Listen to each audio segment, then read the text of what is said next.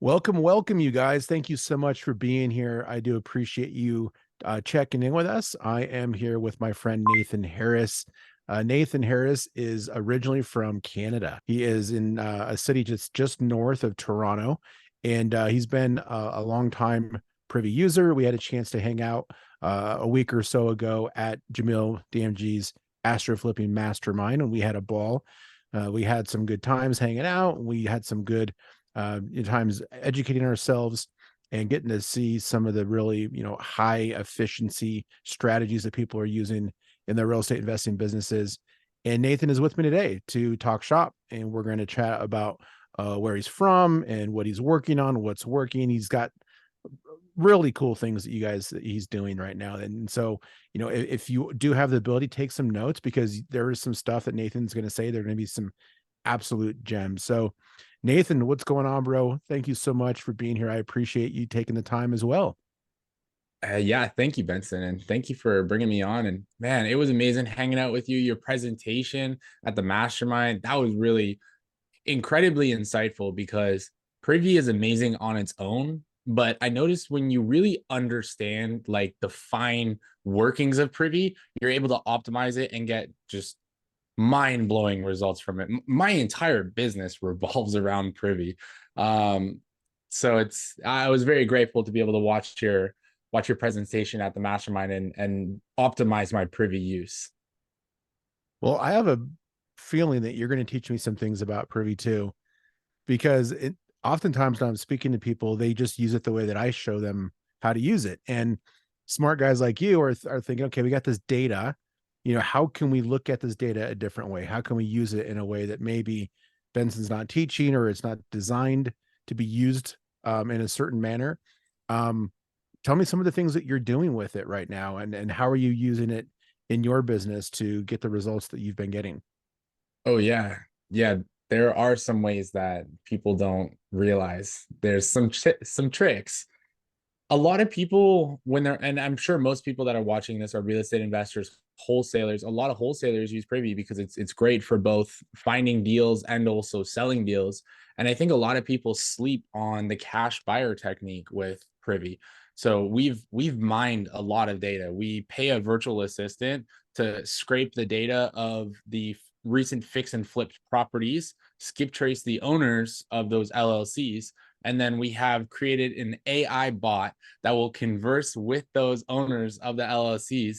It'll it'll say, and I might say it's slightly wrong, so forgive me, but it'll say pretty much like, "Hey, saw you did flip at property address. It's really nice. Are you looking for another property in that area? I got something for you." So it like incentivizes them because then they're like, "Oh, they've got something for me," like, and they respond to it, and then the AI will divert from like actually giving them an opportunity and change the topic into like, now I need to collect their buy box before I even like, it kind of teases them with the opportunity. Before we give them the opportunity, we need their buy box. So we've been able to add a bunch of buyers through that.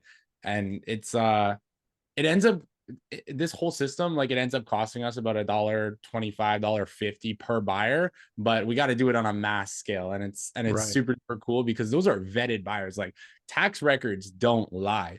If you go into a Facebook group, like some random real estate investment Facebook group, and you try to sell your deal, people are going to lie and tell you they're a cash buyer, but the tax records don't lie. Those are solid cash buyers, and you know what they bought, how much they bought it for you, so you know how much profit they're willing to accept. So if a buyer tries to tell you like, "Oh, that's not enough spread for me," it's like, "Oh, okay, well, why did you do this one with this much spread? Help me understand like why this one makes the cut, but this one won't make the cut, so that I can bring you something better in the future." And then usually they're like, "Okay, you know what? I'll buy it." Right.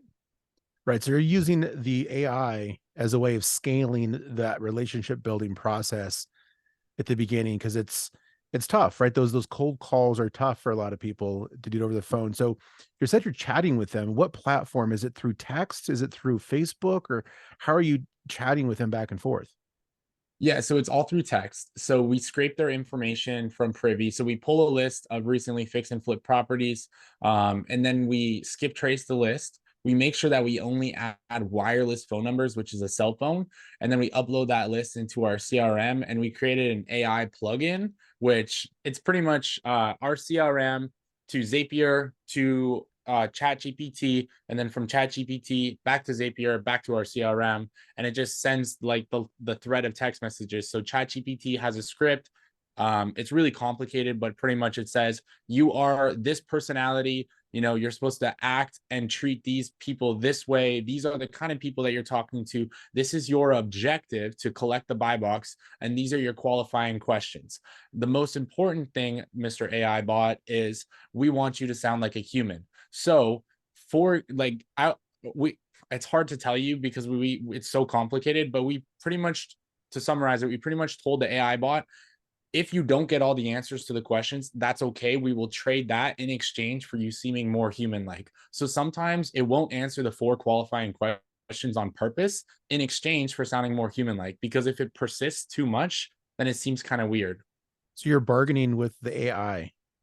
In a sense, yeah, we're like, this is more important than this. So, if this conflicts with this, go for this one more than this one.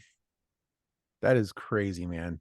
That Mhm. is so cool. So you're doing so do, from a Privy standpoint, right? So Yeah. people understand, we track all the investment activity inside of Privy, and we track what they bought it for, what they sold it for, how much money we made. And so we can basically create a heat map of all across the United States of every single market and every single deal that's been done. And you can basically define what a deal is. But the default search is 75% of the ARV or lower within the last 12 months. And there were 2 transactions in an 18-month period. So those transactions typically are fix and flippers, right? So this is going to help us find buyers that are doing fix and flips, correct? Are you doing something similar for buyers that are buying rental properties or absentee owners? Ooh, good question. I wish I could say yes, but we haven't quite implemented it yet. That's our next step, because at the mastermind, we had a speech by Pace Morby where he was talking about like buy and hold investors, how if you can get things on creative, they'll overpay. And that just opened up my scope, because for a while it was just hyper focused, fix and flip. But now, if we open it up to the buy and holds, that's a lot more money to be made, Benson. Oh, it certainly is. There's over 40 million of them out there, which is over 10 to 1 from landlords to fix and flippers. So for you wholesalers out there, if you're sleeping on landlords, you're missing out on a good opportunity, because landlords have a unique buy box. They're looking at a property from 2 different perspectives. They want to look at it yeah, they want a discount, but they don't need as deep of a discount as a flipper does, because they don't need to realize their gains up front. They can realize them over time, which is their second checkbox in creating their buy box, which is cash flow, right? So how much cash flow do they need to be able to make that a viable deal for them? And in Privy, we got some new rental data, which will make it easier for you to present opportunities to landlords, because we're measuring all the cash flow that's happening. We've got some new data sources that's bringing in over 130 million rental data points, which will help you figure out like accurate cap rates, cash on cash return, gross yield for properties. And then you just need to match up those measuring sticks that we have in Privy with how that landlord typically measures their deals. And then once you free that out, that piece of their buy box, then you can bring them opportunities that maybe are only at 90% of the after repair value, but cash flow, a few $100 a month, and is at a 7% cap rate. So it really is going to give you the ability to raise your game and tap into a new buyer pool who are way more liberal when it comes to their buy box and how much money they need to make up front.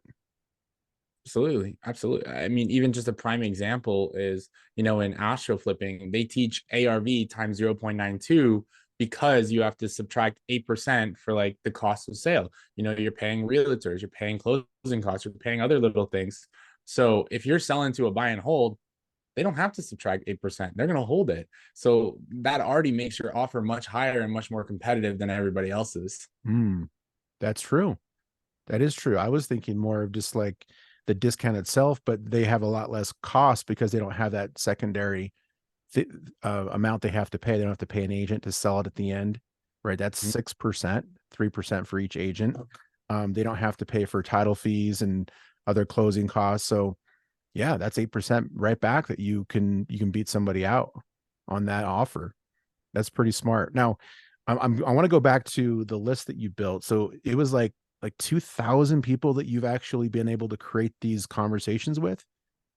6,500 successfully skip trace contacts. So we've Oh, pulled the data. We 6,000. we pulled way more data than that. But what I mean by successfully skip traced is we were able to find them, we were able to find their phone number, and it was an active phone number. Out of that, we have seven. So we did this in our enclosed environment where we're tracking them. So I'm just going to use this as a data example, but we've done more since. But so we had the list of 6,500 over the time that we were tracking it. That was successfully skip traced, active wireless phone numbers.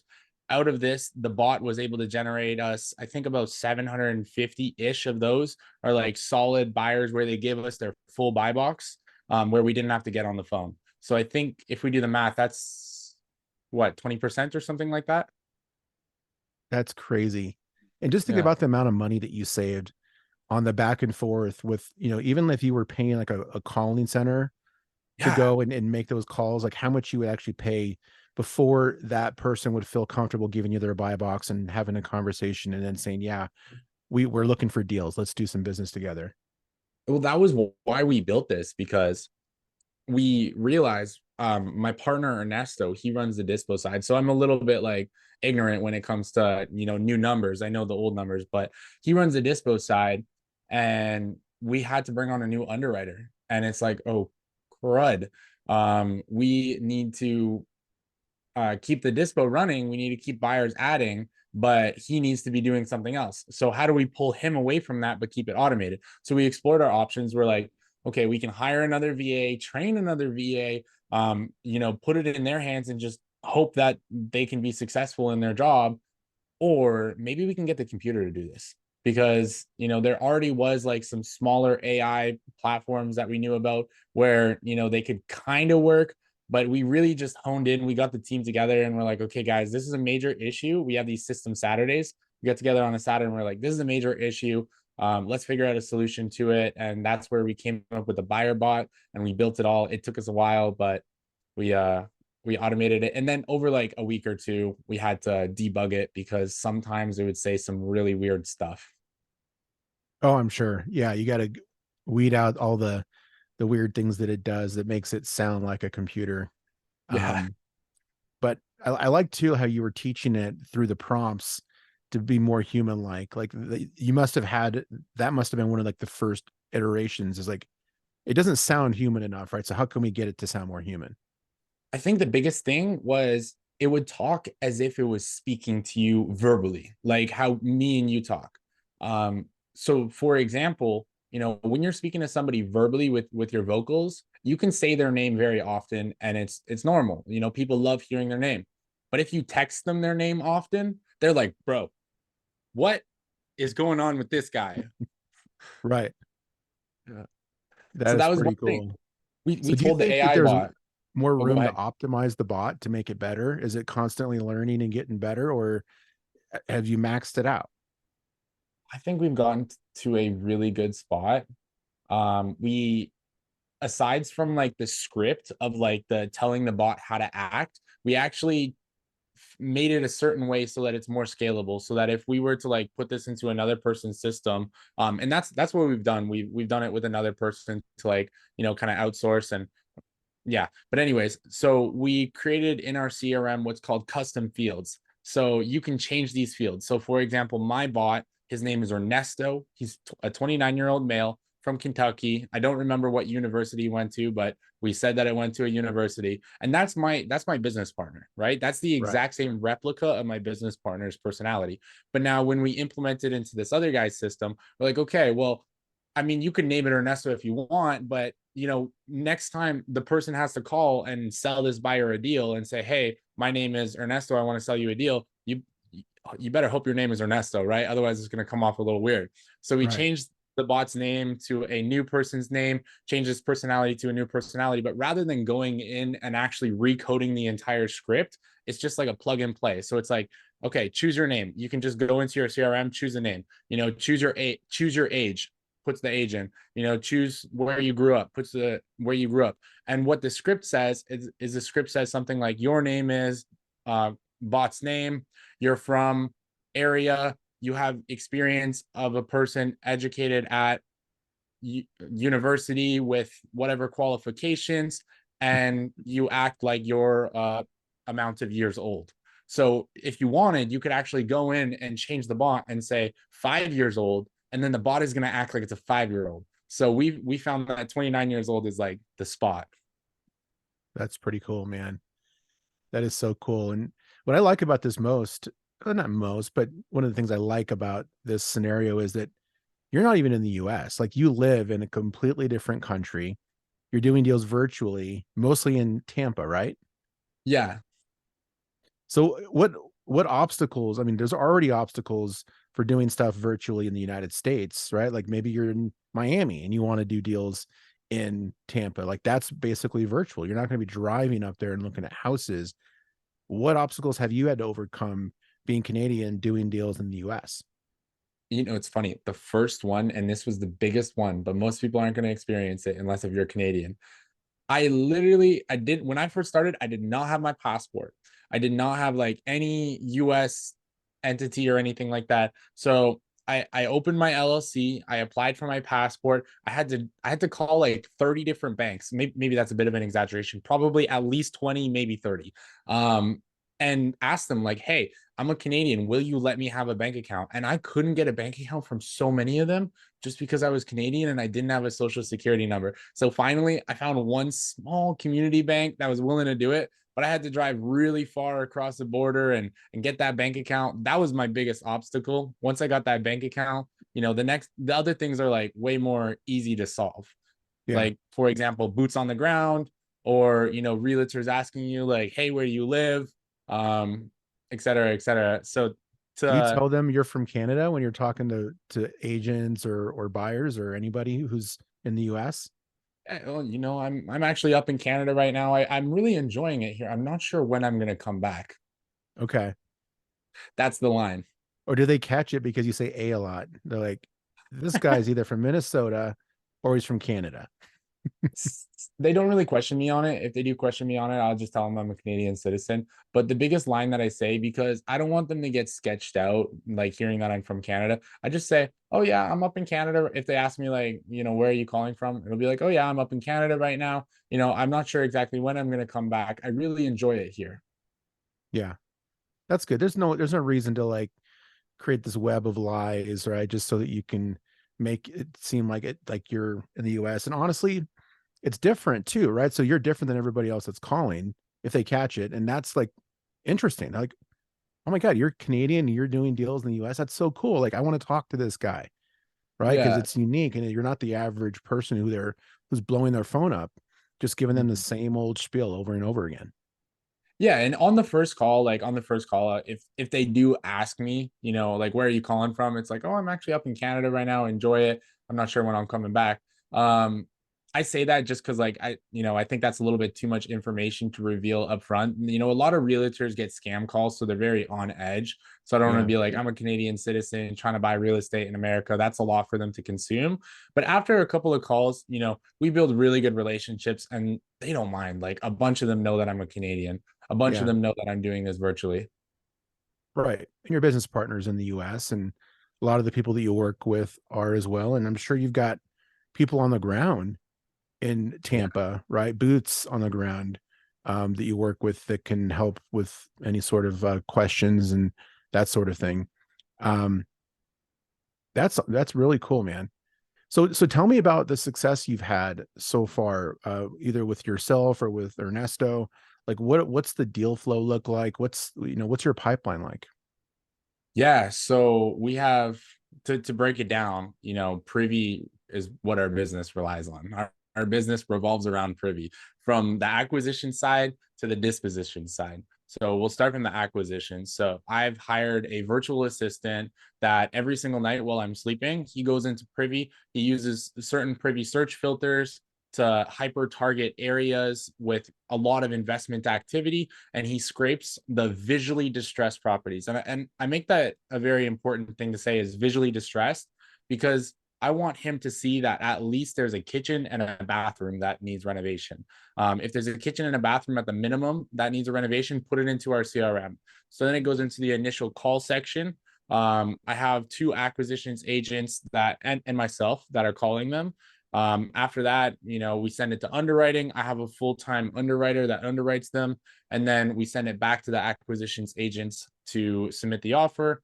The offer goes through, great. If it doesn't, then it goes to the decline category, where we have our systems do an automated follow-up once a week for 3 weeks, because most of the time when stuff just hits the market, you're going to have wholesalers that don't fully understand their numbers. They put in offers that are too high. We put in offers that are realistic. So we often end up, being the ones that they call when that previous offer falls through. Mm-hmm. So these are on market deals, to be clear, right? So you're not doing Yes. any marketing, you're not spending a bunch of dollars bringing in leads, you're not buying, lists of foreclosures and going direct to seller and cold calling, right? This is almost, was it 100% on market strategy? Yeah, 100% on market, but it starts off on market and then you start getting off market stuff from these realtors, what are called pocket listings. So as you build a relationship with these realtors, say for example, your offer gets declined, you say, oh, well, I mean, this one might not work out, and that's okay. I would still love to build a relationship with you. Can you save me in your phone? And next time you come across any kind of gross properties that you just don't want to have your picture on, just send them my way and I'll make you an offer. And then they start sending you off market deals. That's amazing. Yeah, it's a relationship business, right? And if you come across like someone who they want to do business with and you know what you're talking about and you're not going to waste their time, and there's a chance that you guys will make some money together, then that's something that you would be able to nurture and get returns on over and over again, right? Because they're going to have new listings and they're going to potentially introduce you to other people. Tell me about one of your most favorite deals, like a deal that you remember where you're like, oh man, that one was awesome. Like I didn't think it was going to go through, or it just had like a lot of margins, or just a good story. Yeah, can I actually tell you about a deal that didn't end up going through? Because this is my best story. Let's do both. Okay. Let's start with the one that didn't end up going through, because this one was wild. I I called this agent on Privy. This was the first time I spoke to this agent. It was a house in Brooksville, and I made my offer, and it was like a one call shot. I made my offer. I got it under contract for $400,000. And the context behind this is the seller was in jail. This property was costing him money every single month. He was going to go into foreclosure. He had back taxes.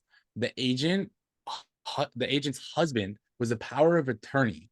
So I signed a contract with the power of attorney to purchase this property for 400,000. We literally assigned the property for $460,000. 2 days later, the buyer put in $10,000 hard EMD that's still at title. This one might close. I don't know when. It's still at title.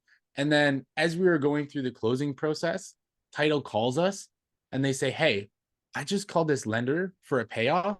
And the lender told me that another title company just called them for a payoff. And the title company told us that. And we're like, oh no, what's going on?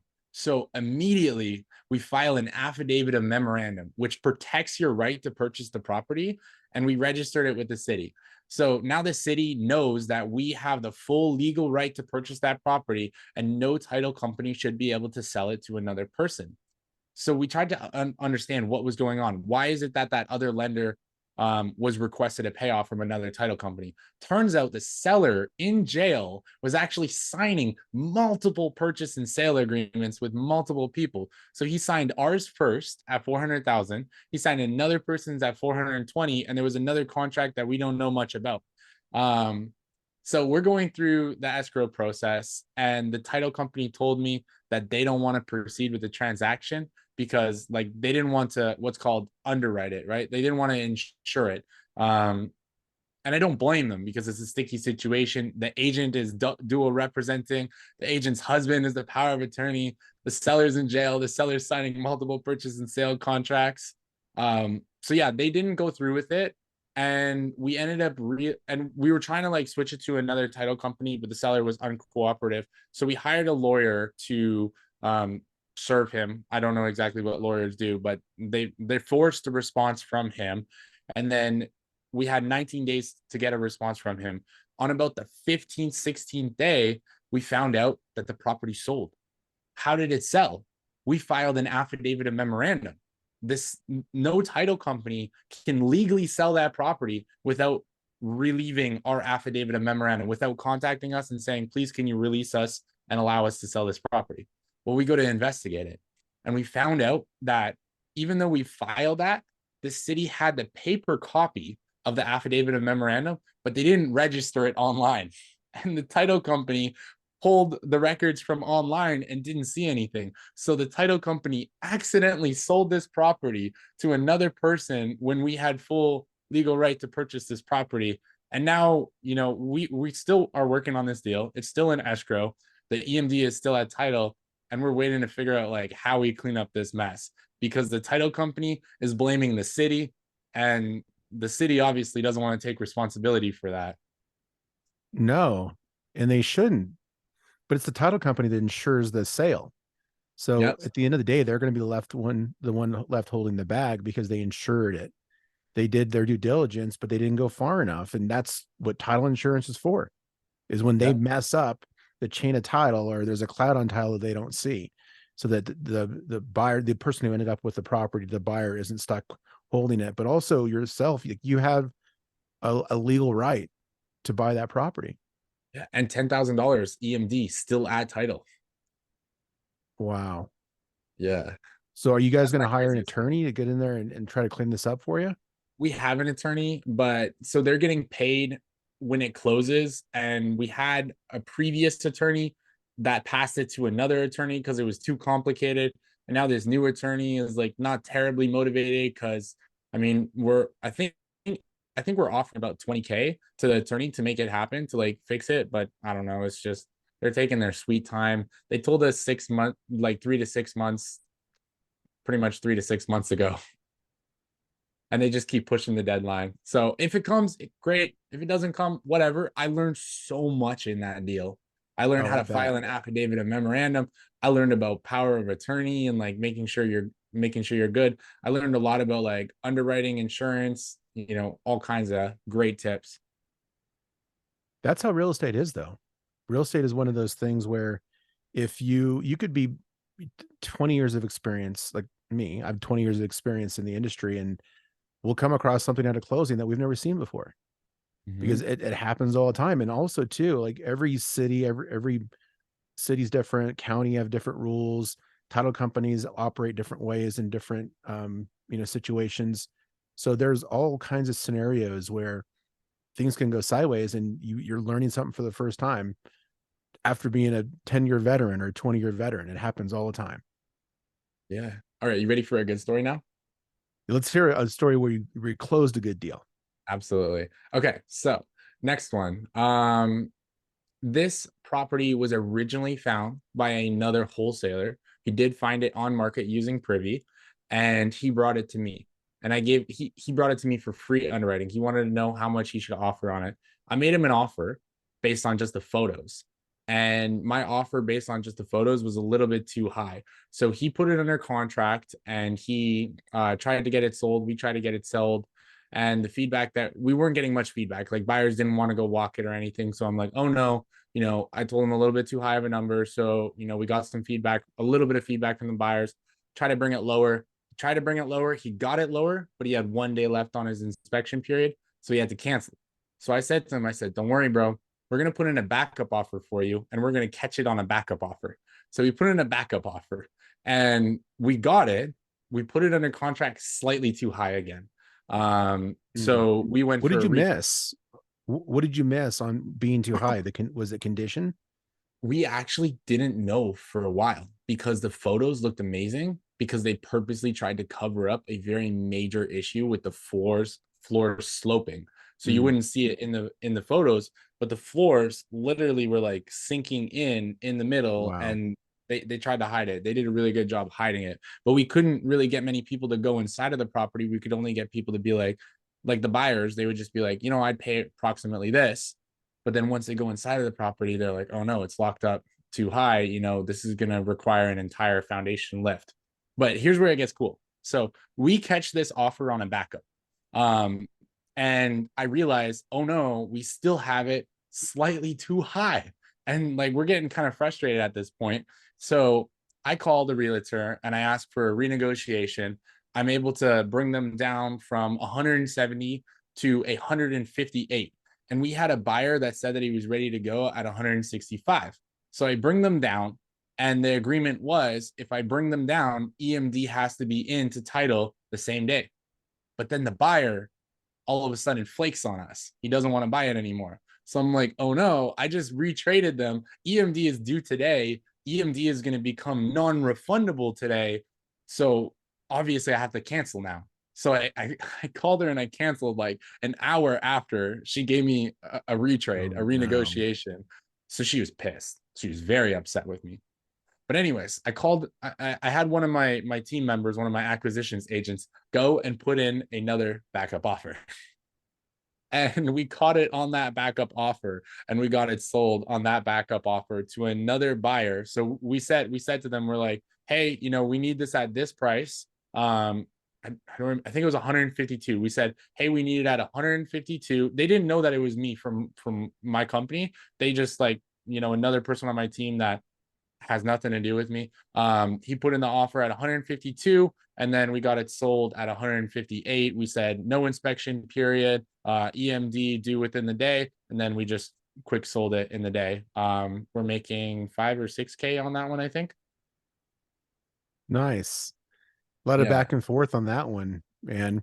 And that yeah, that goes to highlight how difficult it can be to do stuff remotely when you can't look at a property with your mhm, own two eyes. And there's stuff that you miss. yeah, One of the ways that I've gotten around that, or at least helped, is to use a buyer's agent. So if you work mhm. with a buyer's agent who will get paid by the seller, right, it doesn't cost you anything, and then they're your boots on the ground, and they can go in there and look at the property and give you honest feedback on if the price makes sense or not. That could help with those situations in the future. Yeah, I agree because we definitely overlooked the floor sloping. We had no clue until we got in the property, and people didn't really want to get in the property until we had it down to a certain number. So though I gave that other wholesaler, a free estimate of like what I think my buyers are going to pay for it, I was wrong because I don't know, I just chose too high. I think it was because it was like a wood frame, built in 1925, and people in Tampa are kind of hesitant on those things. And then the next time I put it under contract, I realized I was wrong when people started walking in the property and they're like, yo, the floors are sloping. Like literally, you could drop a bag of marbles, the marbles will all roll to the middle of the house. Man, yeah, that's the tough part, man. There's just so many things you can't see, and even if you walk the property and it looks good, like you could open a wall up and there's black mold behind it, or Mm-hmm. maybe there's a leak in the roof you just didn't notice, and those things like that is where an inspector can catch it. But obviously you're not doing inspections, you're not going to come out of pocket for those things up front, so there's going to be a certain number of deals that just fall out and you have to cancel. It's interesting that you mentioned inspections because we do inspections sometimes. Only once we're under contract already and we have the buyer locked in, then we'll send an inspector out to the property just so that we can renegotiate. So, for example, there was this deal that we found on Privy in Hialeah, and they posted it at $410,000. I'm like, this seems realistic. And I called the agent immediately, and I'm like, give it to me at 410. Seems crazy, right? Why would I lock a deal at list? Well, we shopped it around a little bit. We found out list was a little bit too high. We had a buyer ready to go at 402. So we brought them down 10K. So I called them and I'm like, hey, after getting out to the property, I don't think this one is going to work. We need to bring it down to we try to get it lower, but we ended up at 400. And then we sent an inspector to get them down another, I think it was 3K that we got them down another. So we spent under $500. I think we spent like $400 on like the full service inspection package. If you have a good relationship with your inspector, they're gonna be extra diligent for you. Right. And this inspector was, and we were able to retrade it down a couple more grand. So we were able to increase our profit after we had already sold it by saying, hey, these are all the things that came up. We're going to need a better price. Yeah. Yeah, and the way you talked about it was like you got the inspection so that you could retrade, but really everyone should be doing inspections, and it is a good excuse to retrade Mhm. when you find stuff that's wrong with it. It's the whole point of an inspection is to find things that are wrong with the property, maybe some deferred maintenance, or maybe something that the seller hid. Like you don't know about those things. So you have to retrade sometimes to make the margins work and get it for a price that makes sense. I don't think there's anything wrong with it. Mhm. Yeah, I think it's a big strategy of ours, especially with on market offers.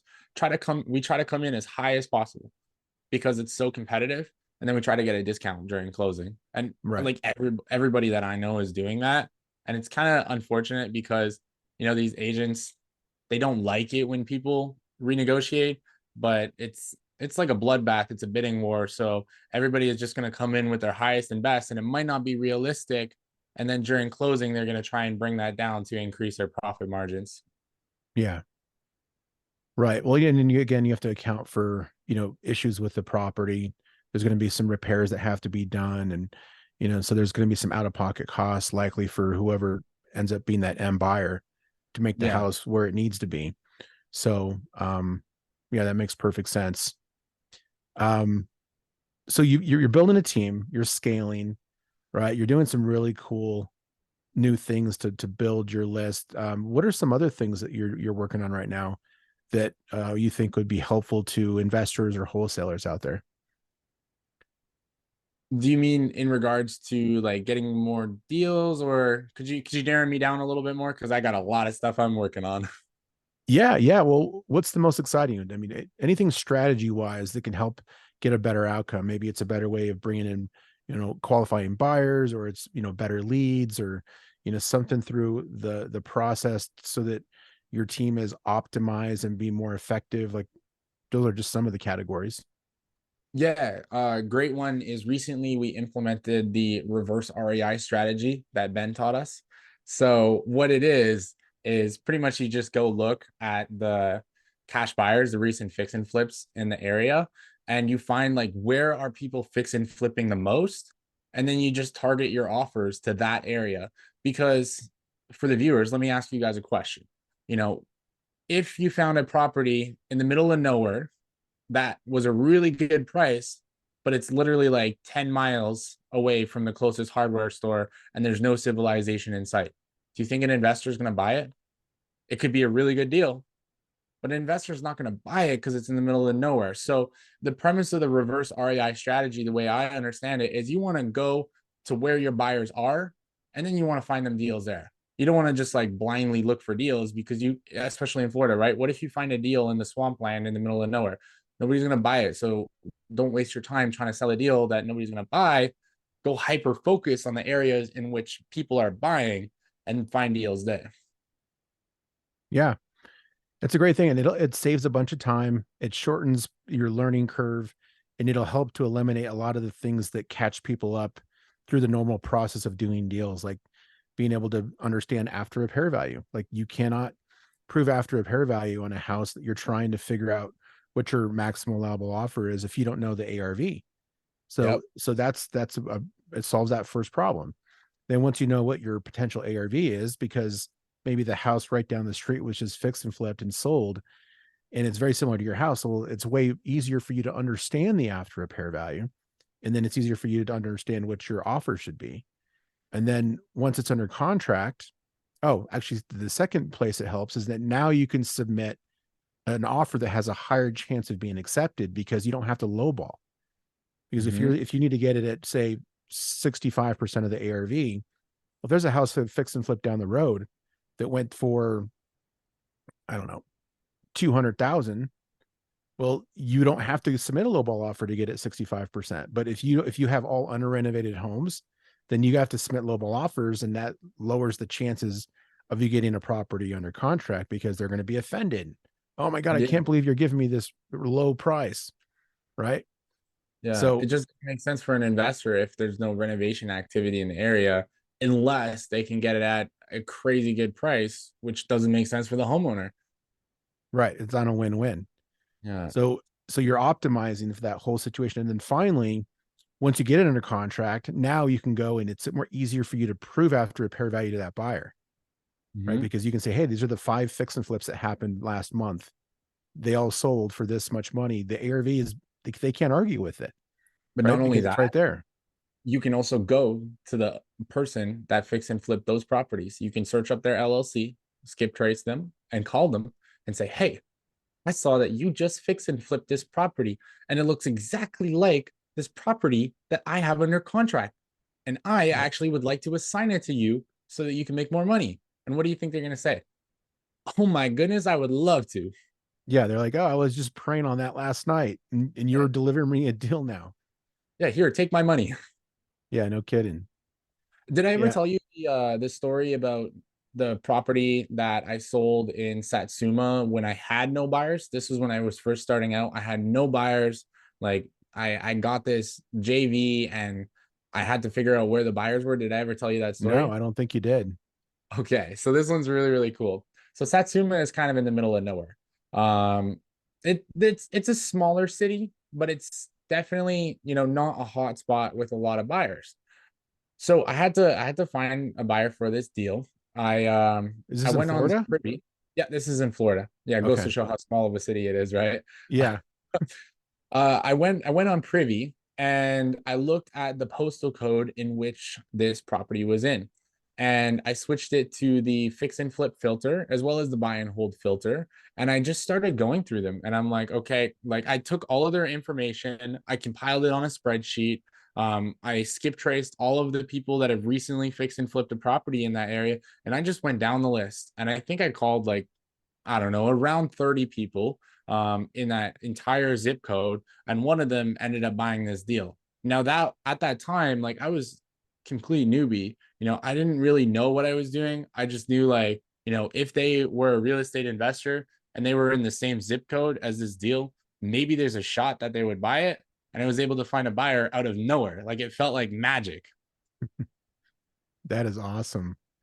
Yeah, and that isn't typically what we want to do, right? We want to have buyers first so we can understand what their buying criteria is, and then we can go out, we can find stuff that's similar to what their buy box is. But sometimes you just need a deal, right? Mhm. Sometimes you just need a deal and you just need that cash because you got expenses and you got people to pay and and you want to buy a jet ski. So like sometimes you just gotta hustle. Yeah. That's awesome. Um, so you're doing a lot of out of the box stuff. You're doing some things that have been proven that you learned from Jamil and through astro flipping. Is Mhm. there is there one thing that you picked up along the way that's just so like out of the box that seems kind of crazy, even a little bit, that you've been using that's working? Hmm. The most out of the box crazy thing that I've been doing that's working. I think I have to go back to the backup offers. That Mm, is an incredible strategy. I do a lot of free underwriting for people and JVs, and I tell them all. So, like, when they put it under contract, if they locked it up too high, like, I say, hey, look, I'm not going to blast this. I personally don't think this is going to sell, but here's what I can do for you. I can submit a backup offer, and if we can get this property under contract and sold, if yours falls through, then I'm going to give you a kickback. So I'll give them a kickback of like whatever, whatever we make, I'll give them something accordingly. But now we're able to save a deal. So we're getting like hot leads sent to us in our inbox that, either they're locked up at the right price and we can do a JV with them and we can sell their deal, or they're locked up too high and we can say, hey, look, I think you're locked up too high, but, let me know the information on this. Give me the backstory. I'm going to call the realtor and put in a backup offer for you. And then if I get this under contract, we can either one, sell it to your buyers or my buyers, whoever buys it first, and two, if we don't sell it to your buyers, then I'm just going to give you some money just because you were able to help me get a deal done. So we're able to take people's like dead leads and turn them into something. But not only mhm. that, we also do it in our company. So the example that I gave, with that property that went through multiple hands, we kept getting it slightly too high and we just kept putting in a backup. That one putting in a backup, that one putting in a backup. So we're able to really save a lot of deals that way. Yeah, that's awesome. And I mean, then there's a proactive backup strategy too, which is if you get in and they're like, yeah, the property's already under contract, or we won't go any lower than this amount. We got an offer that was what the seller wants to get. Then say, can we submit a backup offer? So that you can even be proactive about it, and then that offer is just sitting there. And then when those things fall out, and they inevitably will, something like 15 to 20% of the time, then your offer just slips right in the first Yeah. position. Yeah, I agree. It feels almost illegal to know. A lot of people do it. That's a good one. Another good one that I like is if you get into a highest and best, doing an Hmm. escalation clause. Oh, interesting. So an escalation clause is an automated trigger to increase the price of the offer to just a little bit higher than the next competing offer. So Hmm. it might go like this. So like you just put it in the additional provisions in the contracts where you might outline other details of the offer, and to say that we will increase our offer $1,000 above any competing offer up to a maximum price of say 220 grand. Hmm. So you can do this, and what it'll do is it'll trigger on its own. And so you don't have to do the back and forth in a normal negotiation. It'll just go up, up in $1,000 increments, higher than everybody else that's competing for that same property, without you doing any back and forth. And then all they have to do is prove it back to you. So you have to show us the competing offer that was, ours had to go $1,000 over for it to stick. And that way you're staying below your MAO, and you can even stay below. You don't have to go all the way up to it right out of the gates. You can just go $1,000 over above any competing offer. I like that. The concern that I'm trying to wrap my head around is what if the agent just tells their friend just like, yo, go submit an offer on this for an unrealistic price?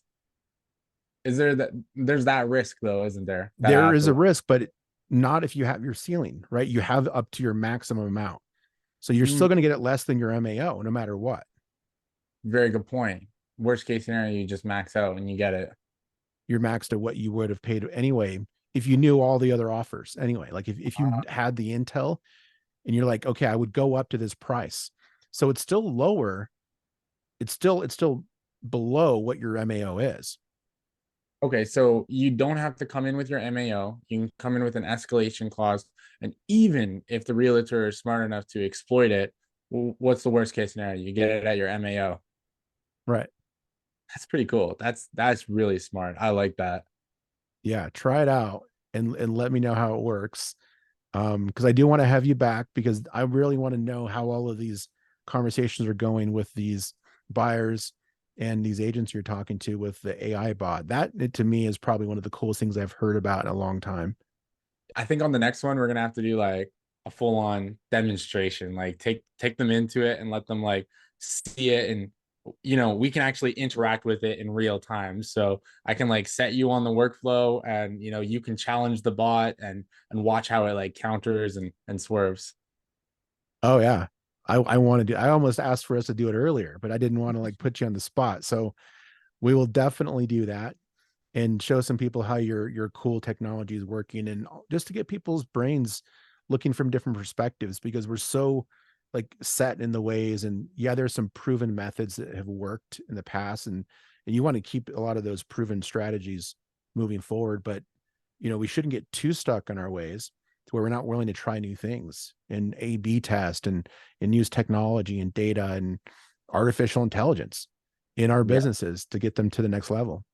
absolutely. I'm so big on artificial intelligence. I love it. So I'm excited for our next show. Me too, man. I really appreciate you coming on board. I know we'll be talking more here soon. And then for everybody that's out there, just know, like, and trust. I'm sorry. Go ahead and like and follow our podcast here, and we'll make sure to send you updates as we have them. And Nathan, appreciate you taking the time, bud. Appreciate you too. Thanks, All right, Benson. buddy. Catch you later. Yeah.